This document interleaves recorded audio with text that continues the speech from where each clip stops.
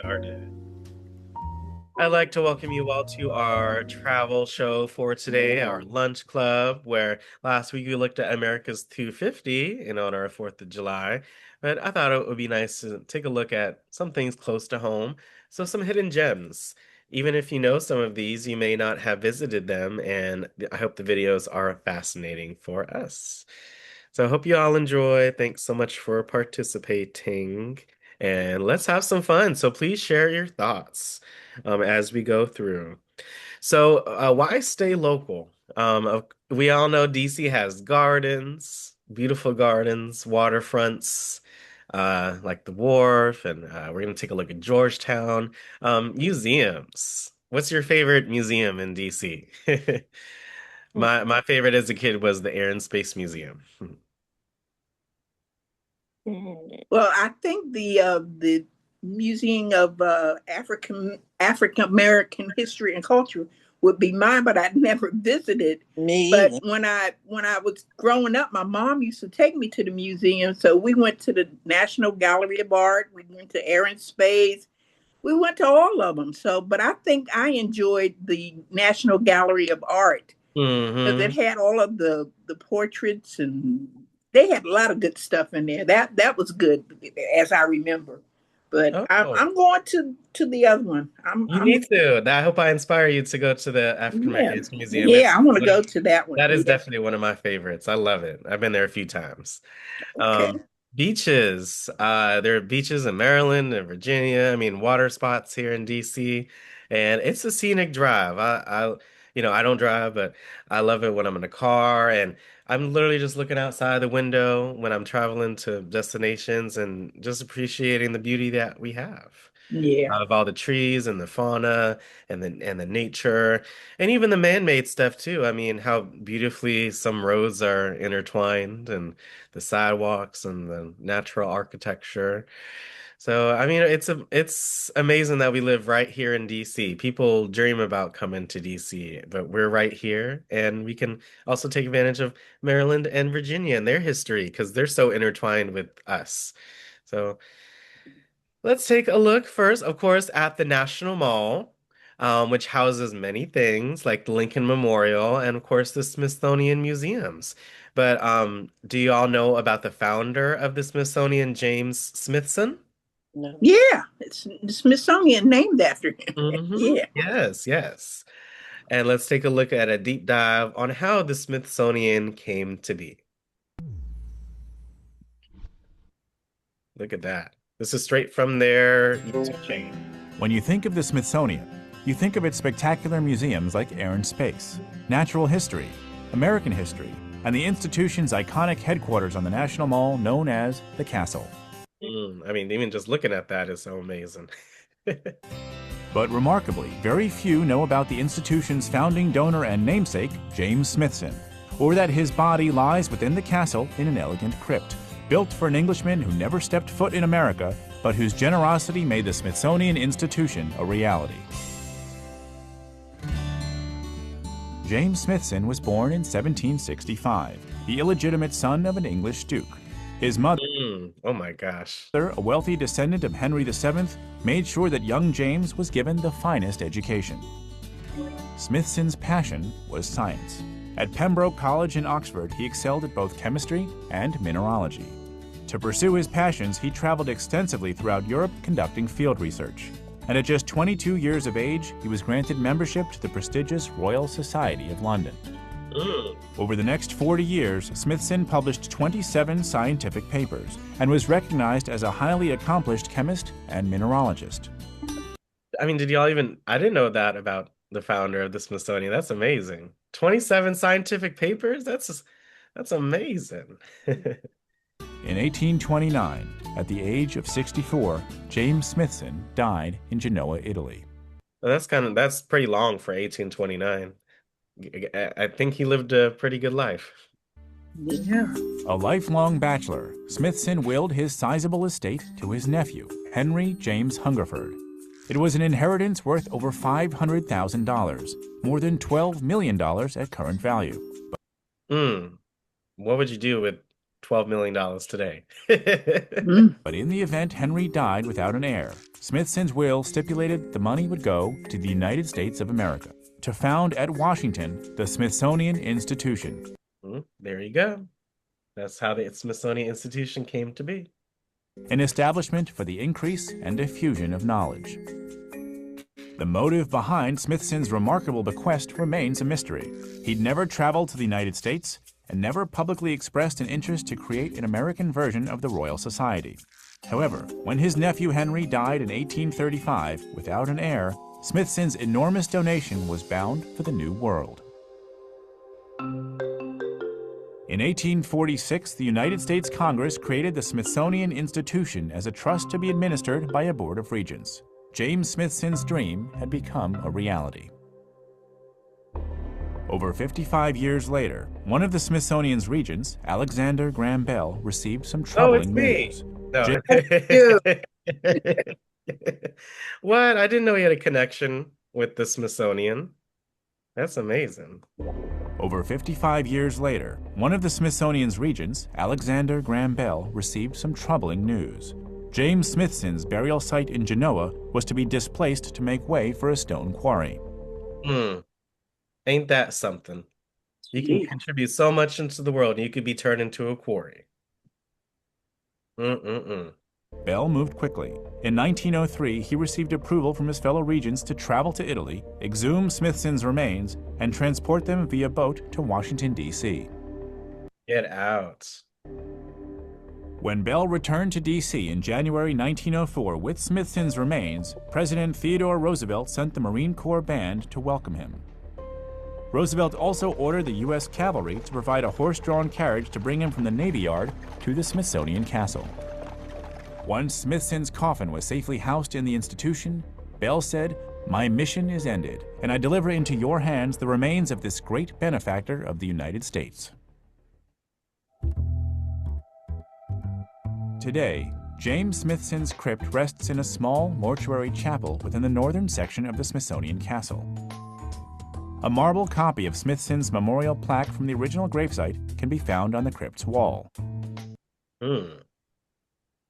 I mean, that is something. James Smithson, founder, I think it says of the founder of the Smithsonian Institution. A marble I mean, this is beautiful right here. copy of Smithson's memorial plaque from the original gravesite can be found on the crypt's wall. The featured item, however, is the large grave monument that stands near the crypt's eastern wall. It was retrieved from Smithson's original gravesite in Italy. That's history right there, y'all. Look at the snakes. Look at the little Decoration. The decorations on the urn, birds, leaves, snakes, shells, and more, are ancient symbols representing flight, victory, wisdom, power, and eternal rebirth. Inside the sarcophagus is a beautiful wooden coffin, and inside that lies a smaller metal coffin that is sealed shut. In 1973, one of the Smithsonian's forensic anthropologists, Lawrence Angell, studied the bones in this inner coffin. He was called the Sherlock of Bones because he helped the FBI solve crimes. For over 100 years, the institution that James Smithson envisioned has literally emerged around him. But even he could never have imagined how his investment in knowledge would grow, or the lasting impact the Smithsonian, his namesake institution, would have on the entire world.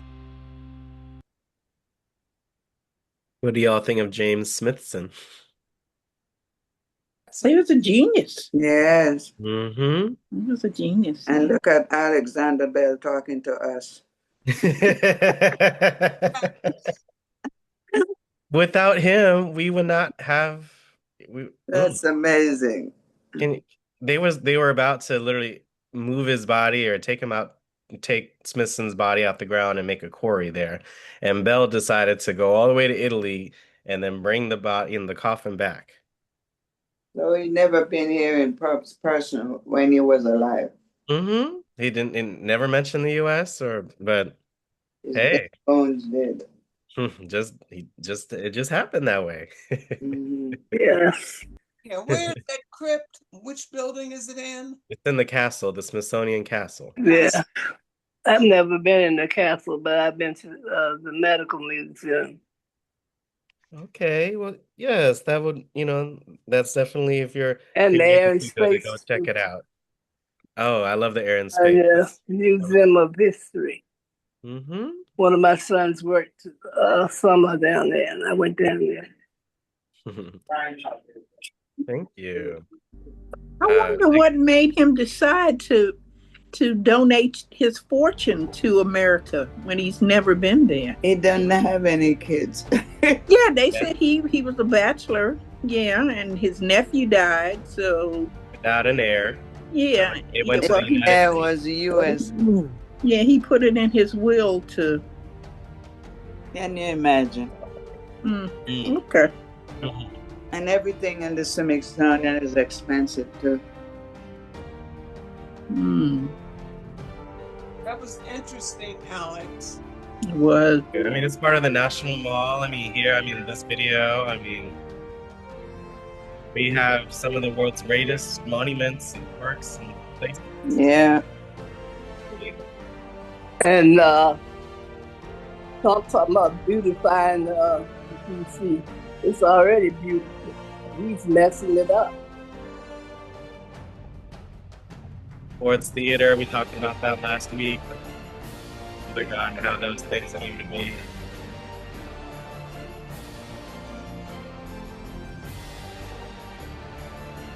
It's amazing. Yeah, the kite flying festival. I mean, there's so much to do. Yeah. Again, if you have a TV, let's keep our mics in mind, folks. Thank you so much.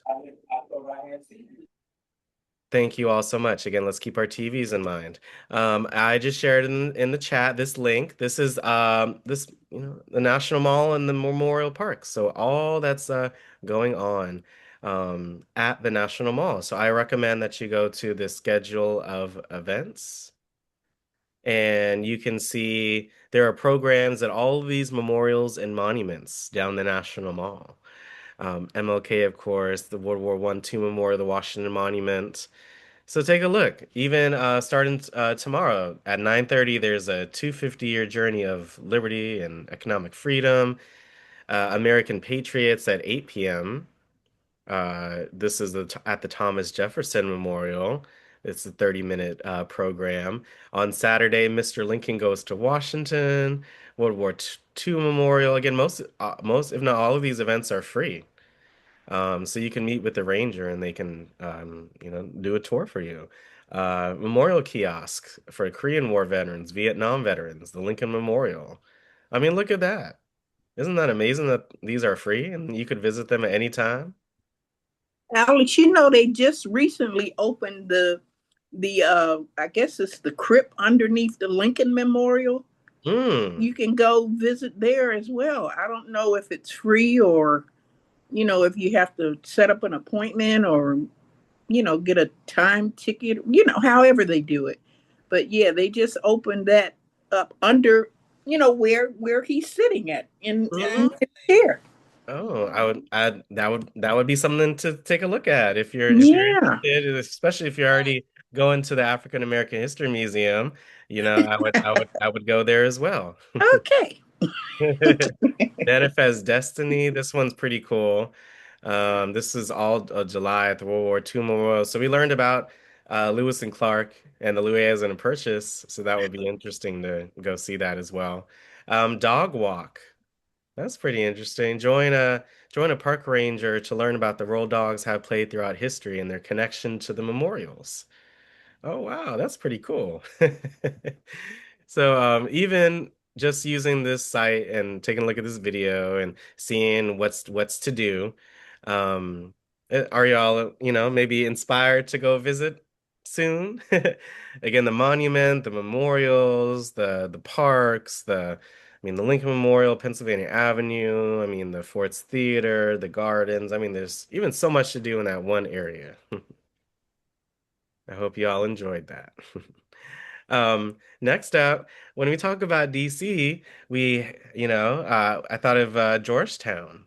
And it's been a long time since I've been to Georgetown, but I was there for many, many, many, many years. So first, we're going to take a look at a small portion of if you lived here. So if you go on PBS and you see that show, this is that show. It's a really good show.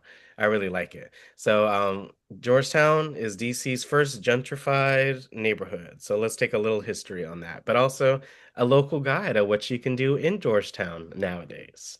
Georgetown being gentrified in the sense that we understand gentrification today, that happened before the word gentrification was really coined.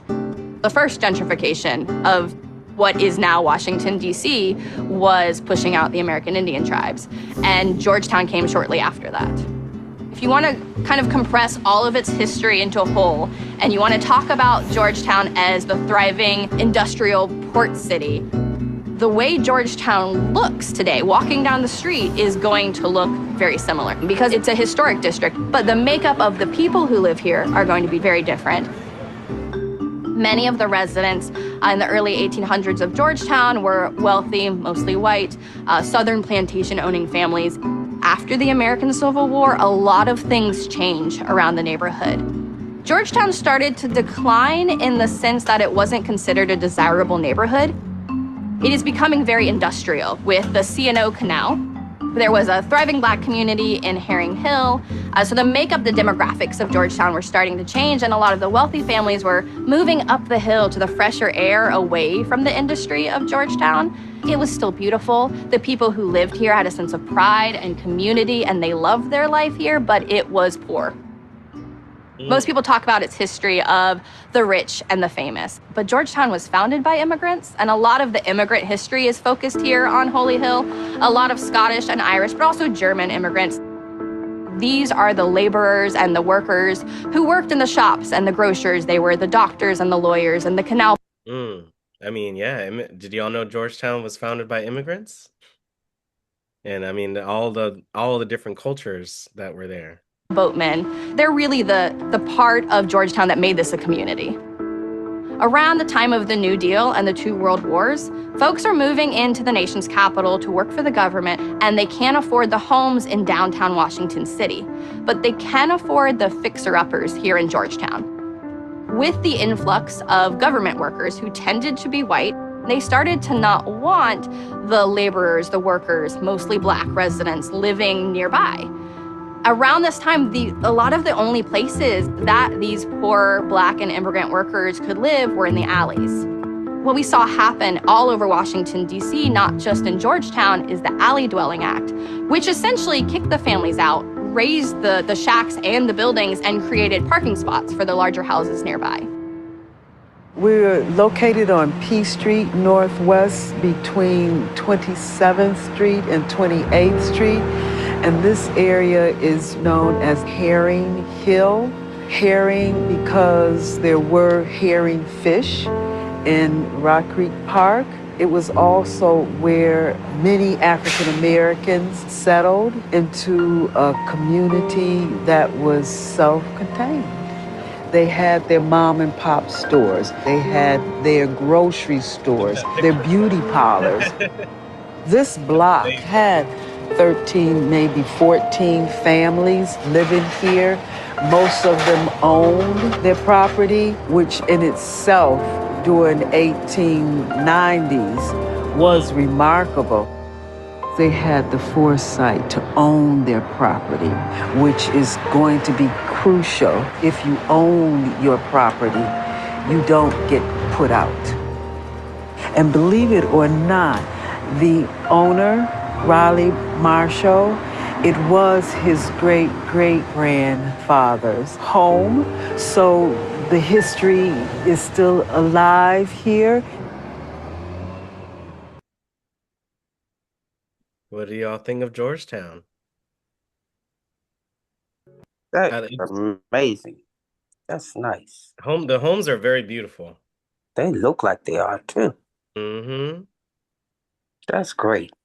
Who's been to Georgetown? I hope a lot of folks on the call have been to Georgetown. It's a beautiful neighborhood, and I loved growing up around there. Wow. Boy, Many times. My mother used to work at the hospital. Okay, cool. She used Again, to work at Georgetown Hospital. I stayed a few blocks from there, so One of its most famous residents was Francis Scott Key, the writer and poet of the Star Spangled Banner.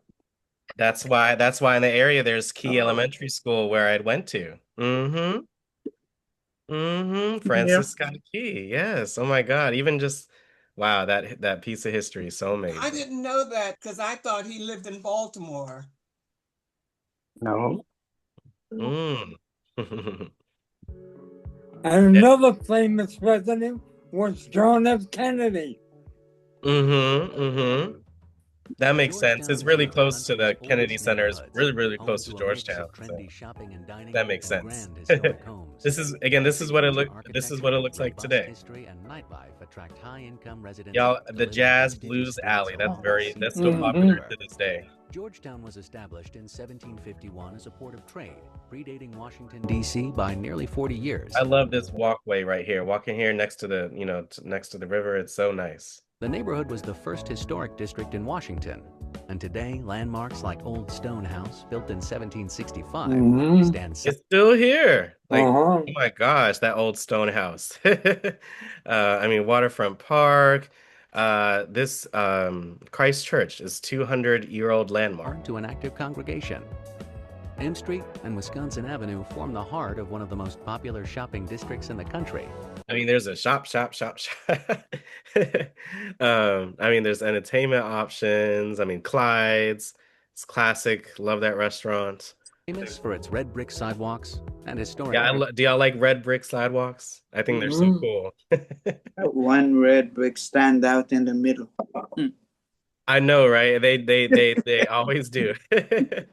The Waterfront Park. I mean, this is again where folks go to see the fireworks. Boat launch for direct access to the river.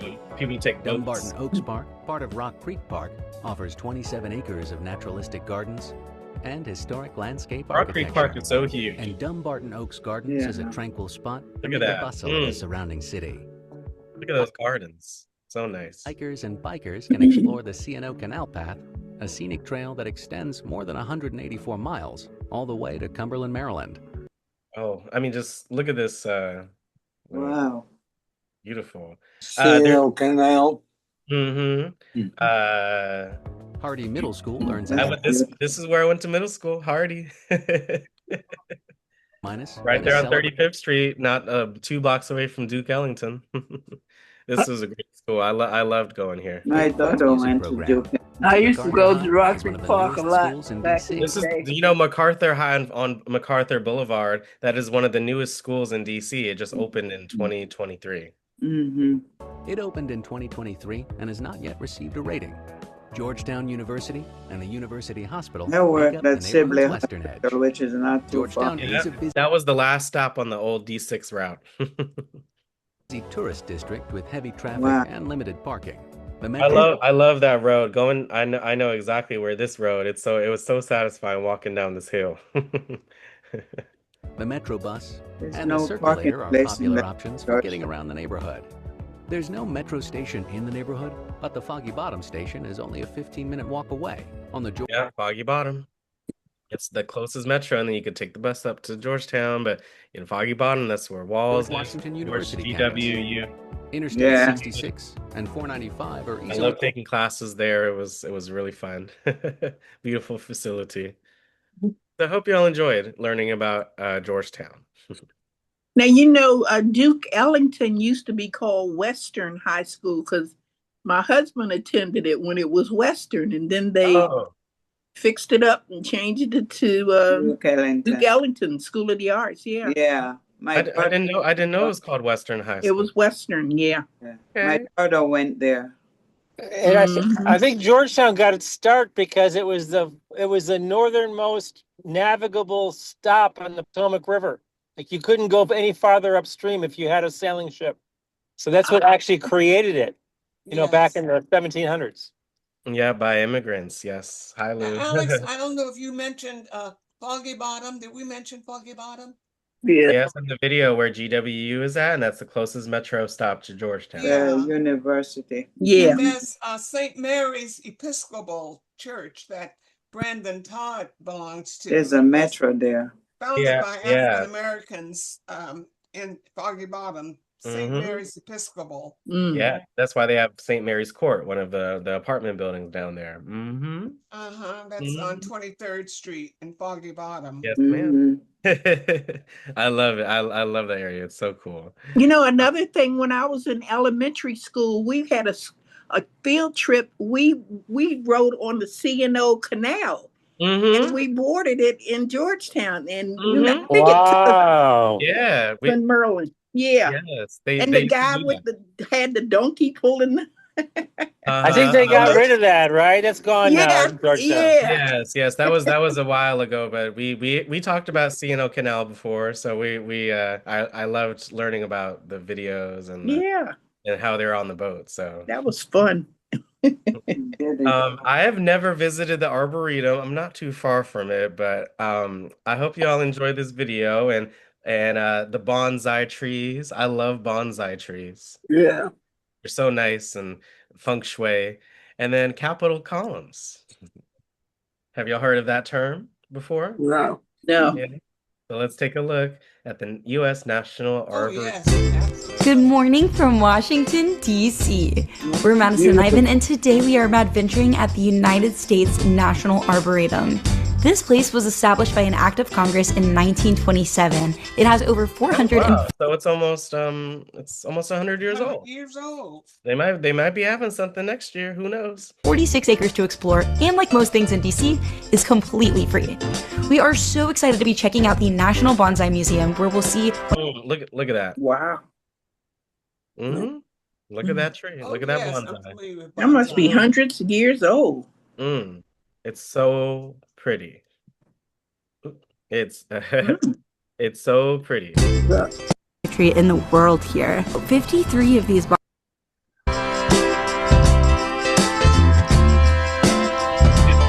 Right there too.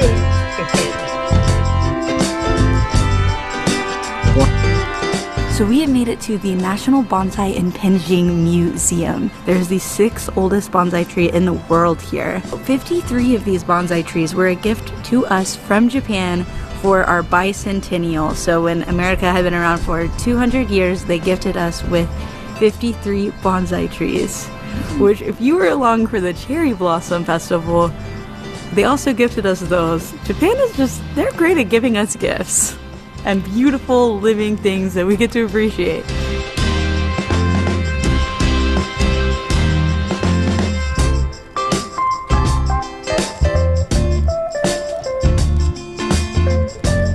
This tree was started training in 1895. That makes it, just the training part, 125 years old. 125 years old. Great. This tree right here. Yeah. Really? 125 years old. Where's the dirt?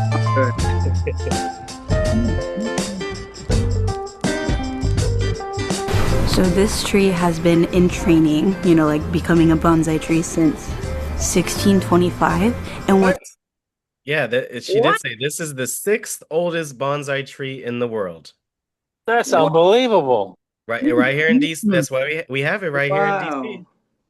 Like becoming a bonsai tree since 1625.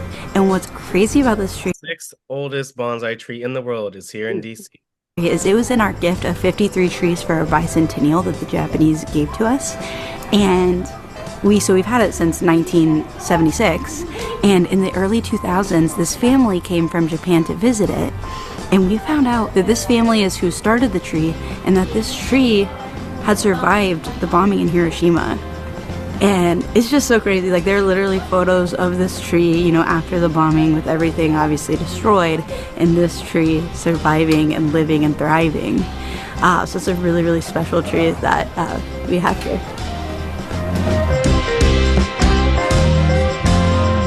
Even a tree can hold so much history.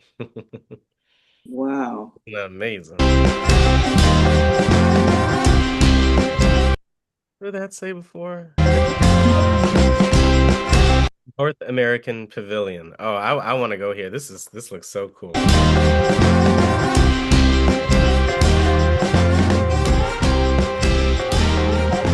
Telling that.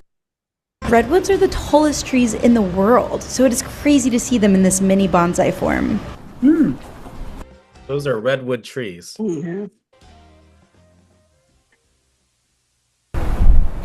I'll live you. I'll live you too. So two things I just learned about bonsai and penjing plants. Well, first of all, the names. So bonsai is the Japanese word, and penjing is the Chinese art form. Penjing is the origin as well. It came first. And what I really like about the penjing style is that they create like traditional landscapes with it, so it's more takes on like the natural form. I love bonsai plants as well, but they take a more artistic approach to shaping it into kind of like dramatic and very like artistic shapes. You gotta, look how like they have to meticulously shape the tree. I mean, look at how it is. It's slanted. Like, look at that. Like, but it's beautiful. It goes there and then comes back up like this. Oh my goodness. They have to train them to be different shapes, I guess. Yeah.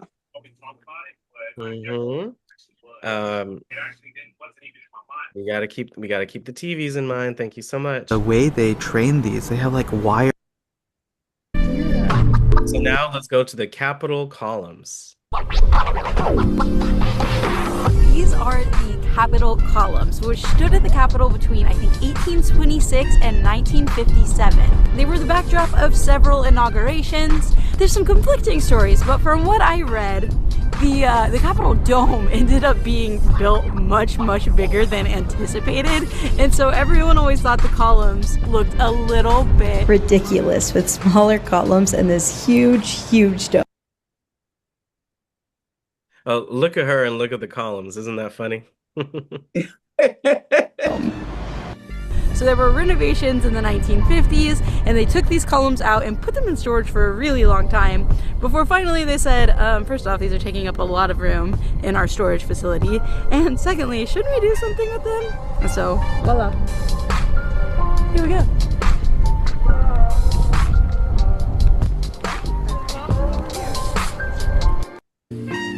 But it looks like when you're just walking around. I mean, look at these beautiful trees.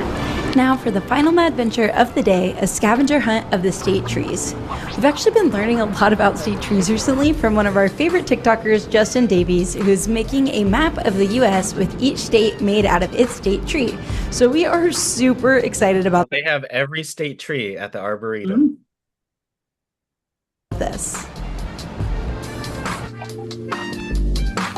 Eastern Cottonwood.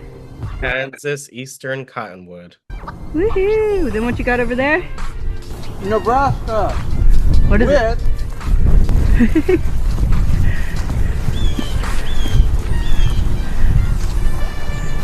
Also the Eastern Cottonwood. North Dakota. The American elm. I like elm trees. Loblolly pine. And I like pine trees too. Do y'all like pine trees? I like pine cones. Are they yellow? That looks yellow to me. Look at these pine cones. Yeah. You think you can eat it?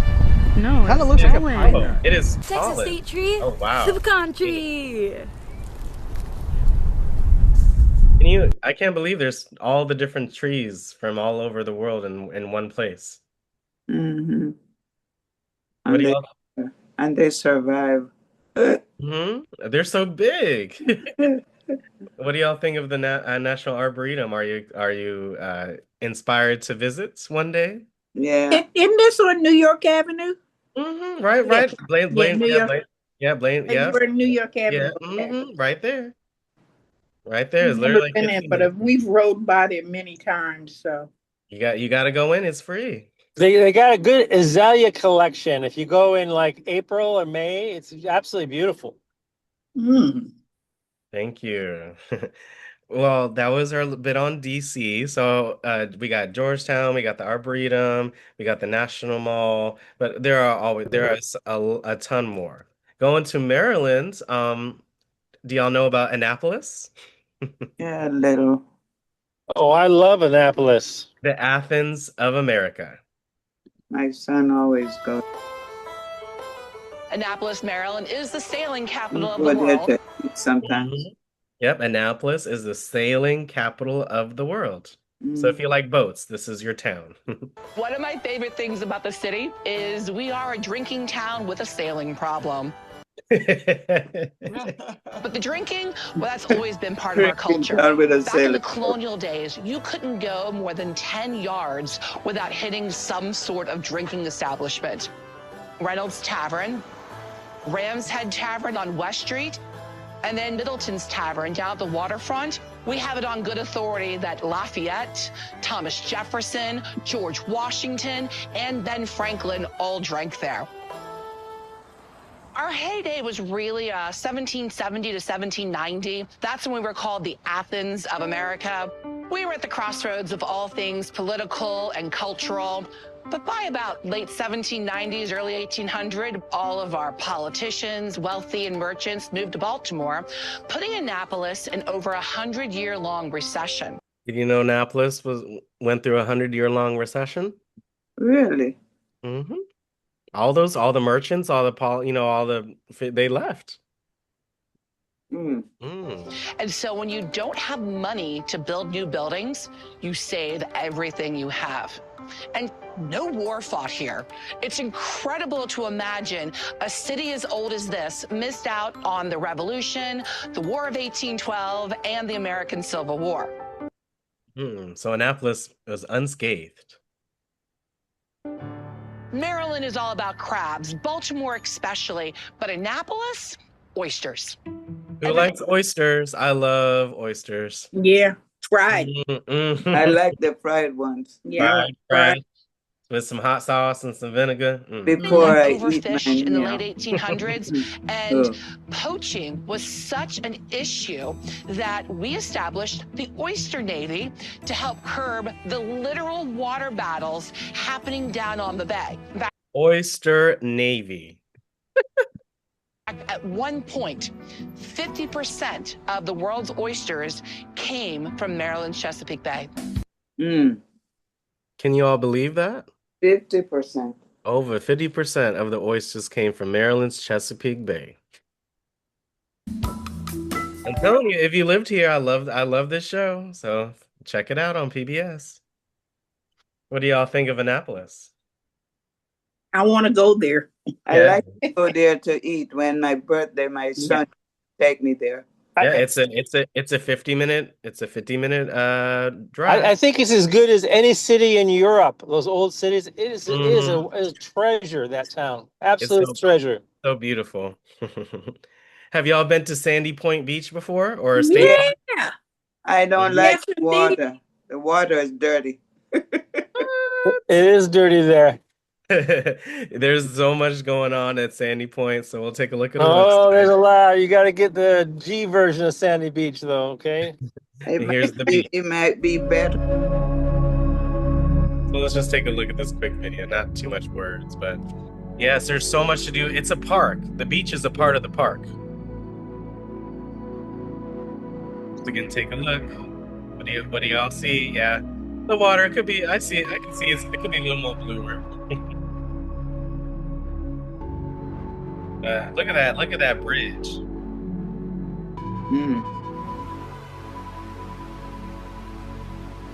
Believe it was Chesapeake Bay Bridge.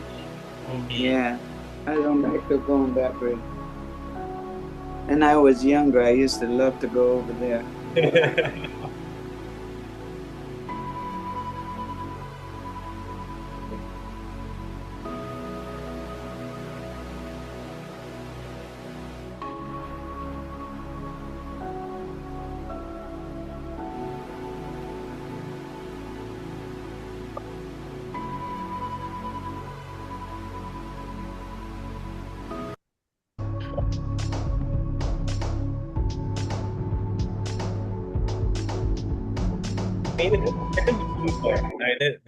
It does look nice from the video. This is their website. So there is a cost to get in now, but it's very small. You got to have reservations. I hope it's cleaner. And I love this site because it has all of the information. So even like emissions and passing. So I just wanted to highlight this. So the hours of operation, 7 a.m. to sunset year round, besides Christmas Day. Boating 24 hours, fishing 24 hours, 7 to 4, mid-November to January 2nd, because they have a Lights on the Bay program. Mm. It's $5 a person on weekends and holidays. On weekdays, it's $4 a person. And from October 1st to April 30th, it's $3 per vehicle. There is season passes for it. And I want to highlight that there is a Golden Age pass. So that way it's $10 and it's a lifetime Golden pass age. that entitles entry into all Maryland state parks for the card holder only. So if you want a Golden Age pass, take a look at it. And it's free day use entry to all state parks that charge service fees. You got to be 62 or older. You can purchase it online. So that is a pretty good deal, isn't it? Now, Alex, when we used to go to the beach, we went to Carr's Beach and Sandy Point. They would charge by the carload. Yeah. Mm-hmm. But now they're charging per person. Mm-hmm. Yeah, yeah. Mm-hmm. So it's well, if you're 62 or older, I would definitely get that golden age pass. But I mean, I will say it could be worse. I'm saying, but $5 per person on the weekends, $4 on weekdays, and That's cheap. $3 per vehicle. I mean, it could be a lot worse. Yeah. But I love this site because again, it shows you all the events and everything like special events and there's apparently there's the mansion, the farmhouse. Oh wow, that you could visit where this was primarily used to grow tobacco. It's part of the DNR resident curatorship program. Oh wow, there's a lighthouse that you could go to. I mean the beach. There's just so much to do. Look, Sandy Point's events calendar. They recognize what's going on. There's a bird Mm-hmm. walk. I mean the DNR events. There's a car seat event, Oyster Advisory Commission work group, child passenger safety, sport fisheries commission meetings. I mean, just a lot going on. There's a Hispanic community resources for Health on Wheels. Wow. I mean, you could see what's going on. Have y'all ever been to Brookside Gardens in Wheaton? I think I went there I've once. been there. Oh, Yes. I've been there 100 times. It's about a mile Yes, from my I've been house. there. It's because y'all recognize what's on the screen, right? They're known for what? The butterfly. Butterflies. Uh-huh. Just look at it. I feel like watching this video, I was right there. Take a look at these butterflies, y'all. Wow. I mean, look at Right now, we have approximately 30 different species in the exhibit. They are a mix of domestic and exotic species. So some of them are from right here. Look at that butterfly. So pretty. I mean, that's nature. It's nature's beauty. In North America, and then we have some. Look at that one. Oh my. From the neotropics, some from Asia, some from Africa. They're coming from all around the world. The gathering Look at that green neon color with the black and the brown. of butterflies and plant life takes more than a year to set in motion. To help visitors identify the stunning specimens, the gardens supply a cheat sheet. Whenever you come to the exhibit, we have a Fluttering Today board. So it's what's in the room with you, and you can always check that if you're curious about what species there are. And there are pictures there, so you can cross-reference with what you're seeing. That's pretty neat. Look at all these different ones. Look at this blue one at the top right, Mycelia ethusa, Mexican blue wing. This one's called the malachite butterfly. That's so pretty. This one's called giant owl. Look at this. Do y'all see the red one at the bottom left? That says Atlas moth. Nature is beautiful. A typical butterfly has a lifespan of about 10 days, so keeping a supply of... Can you believe that? That's all? Yes, butterflies typically have a lifespan of just 10 days. That's crazy. How can that be? It is. I mean, they're precious, delicate, fragile creatures. Just like bees, they don't only live for a few months. So they after they sting you, they die, I heard. After when you see them, by the time it's the next week, they're probably not here no more. That's why they have to They reproduce. turn into caterpillars? Don't they turn into caterpillars? The fluttering beauties over nearly 6 months poses its own challenges. There are specialty purveyors who rear butterflies and can gosh, safely and also under those strict USDA guidelines ship them to us so that we can pin them in our receiving room. MCM got a special sneak peek into the tiny room where the butterfly experience begins. How does the butterfly get out into the exhibit? Absolutely. So once the adult butterflies have emerged and their wings have fully expanded and they're fluttering around inside of the emergence case, then we know that we can safely transfer them. So you open the emergence case and you have your fluttering butterfly and you roll this paintbrush gently under their legs and you get them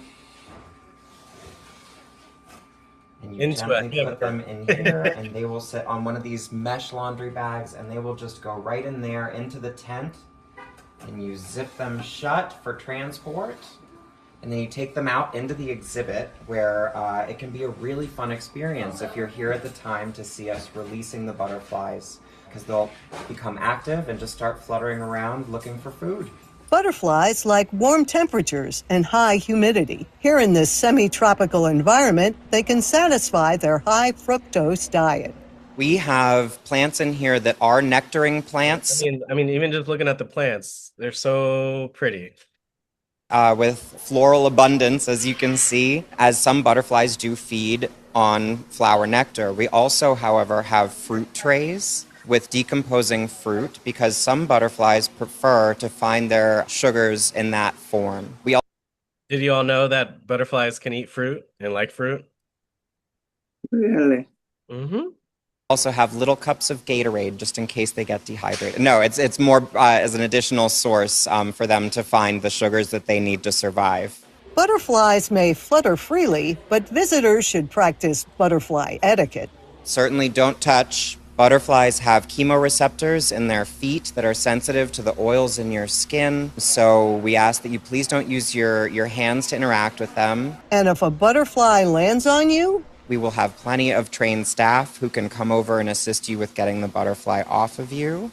But the butterflies have rules too. We're not allowed to have breeding of any of these species within the exhibit. So if you are visiting and you see an egg or you see a caterpillar, that is something that you should point out to one of us right away, because that's not something that's allowed here.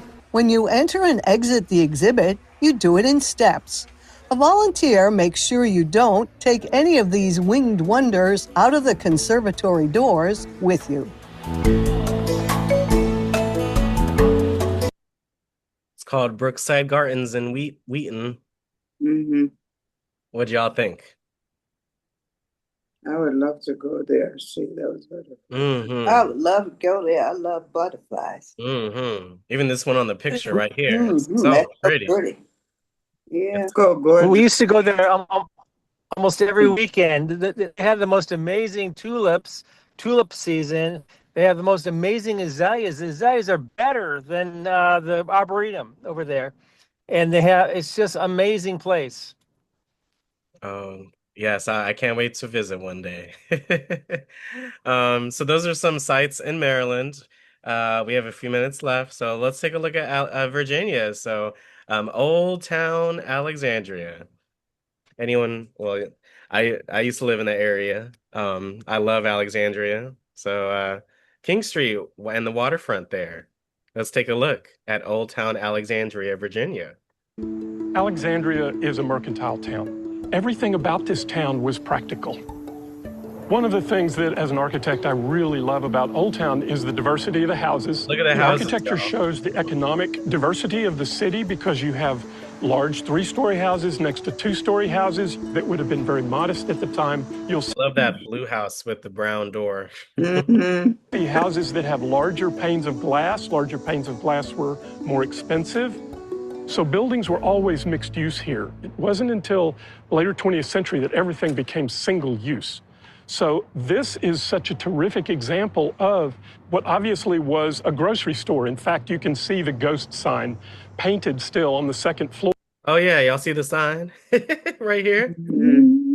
This was a grocery store. You can see where windows were closed up and the large glass windows on the front. People would have sold out of the first floor, they would have lived on the second floor, and the attic could be used for additional warehouse and storage space. One of the things that the Board of Architectural Review has asked people to preserve in these buildings is that patina of age. It's what gives the town its character. The Japanese have a term for that. It's called wabi-sabi. And the character of that natural material, the cracks in the grain, the way it shows that's not a brand new building, that's been there a while. And the spirit of that building has stories to tell about who lived there and what the building was used for before and what it's used for today. Alexandria is not a museum, but in fact, it's a living, breathing town.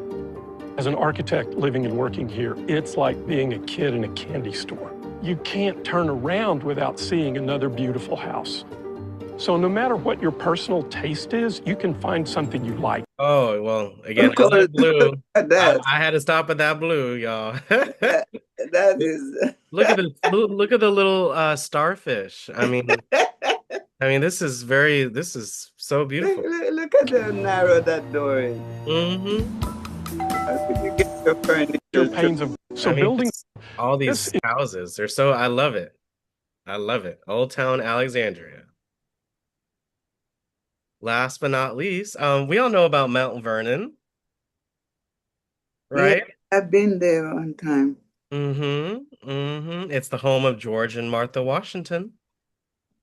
I went on a tour with some bus tour or something. Let's take a look at George Washington's Mount Vernon.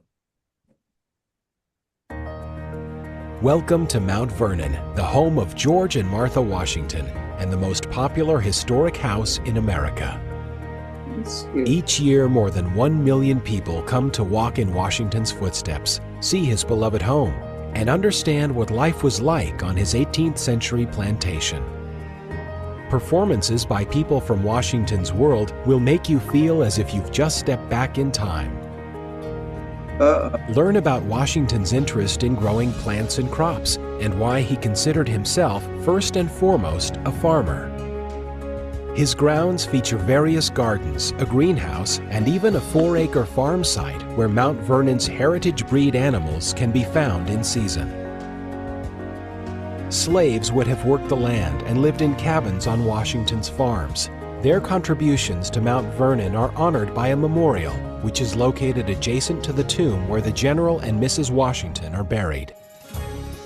Discover the man behind the myth in the Ford Orientation Center and the Donald W. Reynolds Museum and Education Center, facilities that feature galleries with interactive exhibits, a hands-on history room, movies depicting the life and times of Washington, and hundreds of fascinating personal artifacts.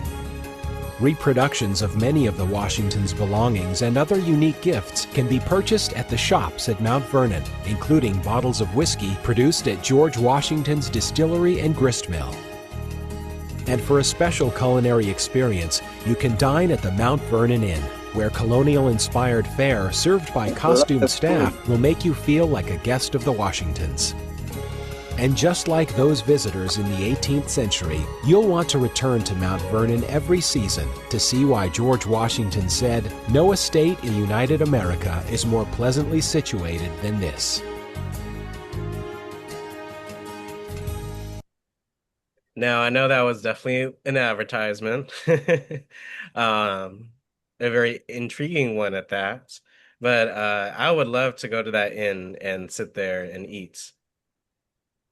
But knowing what we know about history, it's just always good to look at the other side of the coin. Yeah. Knowing what we know and how, I'm happy that they put that memorial there for the slaves that worked there. But yeah, we know we know that it's always good to look at the other side of the coin. I'd love to go eat at that inn too. Mm-hmm. make sure whatever you do this summer, make sure you hydrate and sunscreen. I mean, got to protect yourself out in the summer. Yeah. And I mean, but there's so much to do. I mean, even this weekend, there's a World Cup watch zone at the wharf, Smithsonian Dreams, Castle Illumination. So you can see it's on the Smithsonian Castle. There's a digitized 20-minute rotation of the collections this weekend. Lotus and Lily Festival, so at the Kenilworth Aquatic Gardens this Saturday and Sunday. It's free. I would love to go to that. Lotus and Lily Festival. District Fringe Festival. So Fringe comedy, improv, storytelling. This is at Phoenix Theater UDC. 15 bucks. Pretty reasonable. There's a screen-free night. You can draw a still life portrait using oil pastels for free at the National Portrait Gallery. Um, Authors discussing stories, a Lego. There's Library Fest in Arlington. This Saturday, MLK Library, there's a art swap, so you can swap paintbrushes and canvases. Uh, at Union Market, there's a Raps of Resistance book that the author is talking about. Wow. The Beetlejuice at National Theater, last time to see that.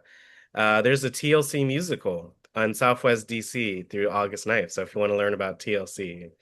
On Monday, Chris Brown, Usher was here. Postal Museum, there's King Street Bluegrass it's free on Thursday. Jazzy Sundays is every Sunday in Anacostia. There's sports stuff, there's exercise. There's just so many things to do. If you go to Ellicott City, you can go to the this Sunflower Festival. Oh my gosh. Isn't that I would love to go to that. Look at that. All the merch and wow. So there's literally something to do and mostly free things to do in DC, right around the corner, depending on where you're at, right down the street, around the block. Yeah.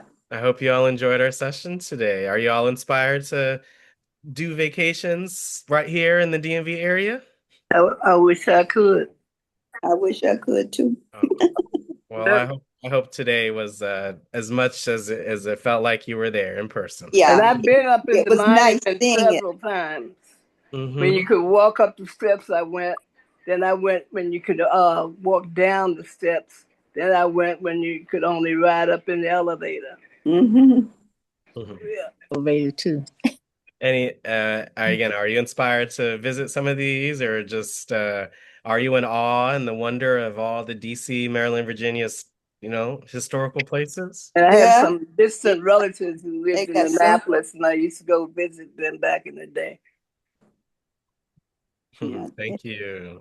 definitely has a lot to be seen. That's for It's sure. a lot right here, You don't have to go anywhere. within an hour drive. Then to Sandy Point Beach. Annapolis. I mean, And Georgia. back in the day, they used to have Carr's Beach and Beechwood Park and Stiles Beach for the blacks.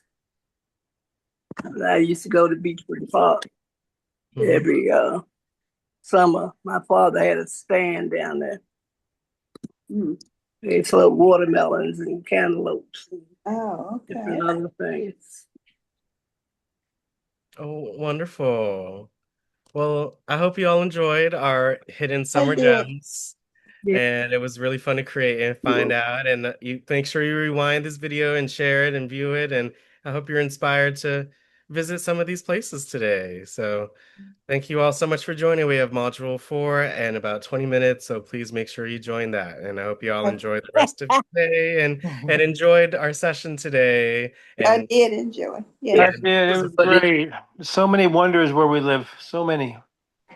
Thank you, Lou, for being on. Thank you, everyone. Talking about beautifying the city. I hope you all enjoyed our session today. Oh, we did. We did. Bye, everybody. Thank you. Bye-bye. Thank you, Lou. Thank See y'all you. next. Thank you. See y'all next week for another travel show. Okay. Bye-bye. I have to admit, Andrew was right. Daniel